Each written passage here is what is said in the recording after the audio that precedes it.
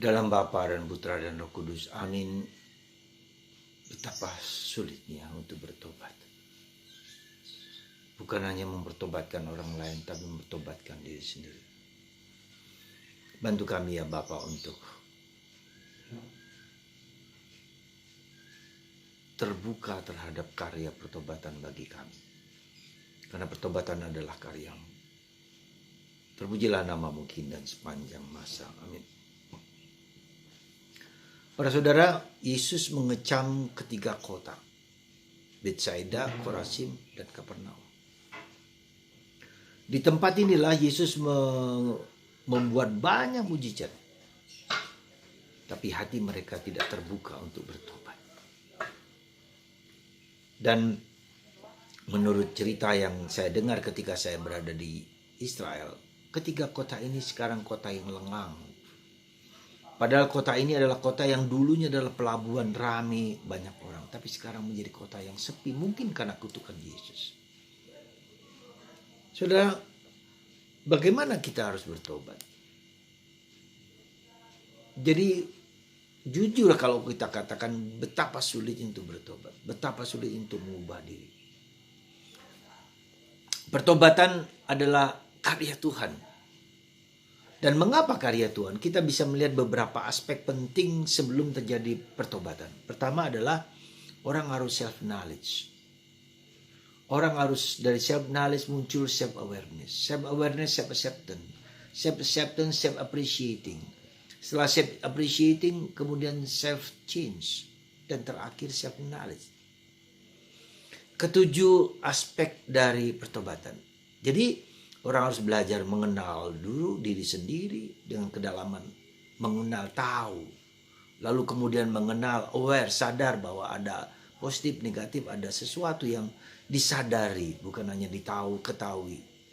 Dan setelah self-awareness, kemudian self-acceptance, menerima kenyataan apa adanya. Dan setelah menerima kenyataan apa adanya, lalu menerima, menghargai, menghormati, mensyukuri apa yang ada. Dan ketika mensyukuri muncul self change, berubah. Ya, mengubah pelan-pelan sisi A, sisi B, sisi C dan seterusnya. Dan kemudian tidak cukup hanya si change, tapi self transformation. Ya, mengubah pertobatan. Nah, itu self transformation, itulah pertobatan. Tuhan yang menangkap, Tuhan yang bekerja dalam diri, Tuhan yang menguasai aku. Jadi ini yang perlu kita renungkan, bahwa sungguh tidak mudah untuk bertobat. Karena Tuhan yang bekerja, Tuhan yang mengubah hidup kita sesuai dengan kehendak Dia. Jadi keenam tahapan ini adalah ketahapan di mana kita untuk diubah oleh Tuhan. Dan katakanlah seperti kita bisa melihat ya, para rasul. Mereka 3 tahun lebih bergaul dengan para rasul dengan mata kepala sendiri, dengan melihat sendiri apa pada Yesus. Tapi tidak semua orang bertobat. Mereka tahu banyak tentang Yesus. Ya.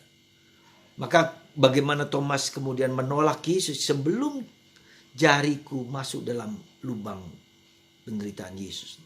Ya, luka-luka Yesus, aku tidak percaya. Ya, jadi kita bisa melihat bagaimana pertobatan itu, transformasi itu bukanlah sesuatu yang gampang, bukanlah sesuatu yang mudah, sesuatu yang sederhana. Tapi,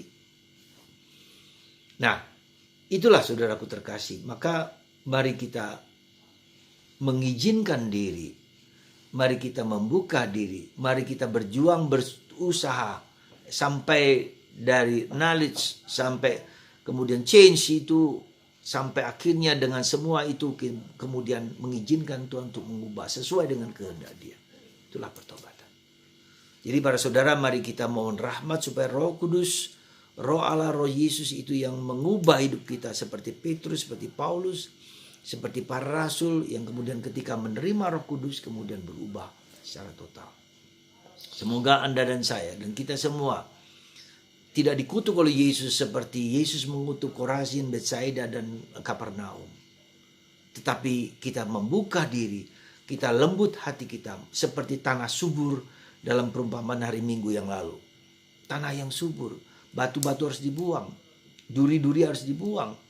Atau mungkin keempat faktor itu, ada batu, ada duri, ada tanah subur, ketiga-tiganya ada di dalam hidup kita. Ada bagian dari kita yang subur, ada bagian dari kita yang penuh keraguan, penuh ketakutan, ada bagian dari kita yang jubul, yang keras kepala.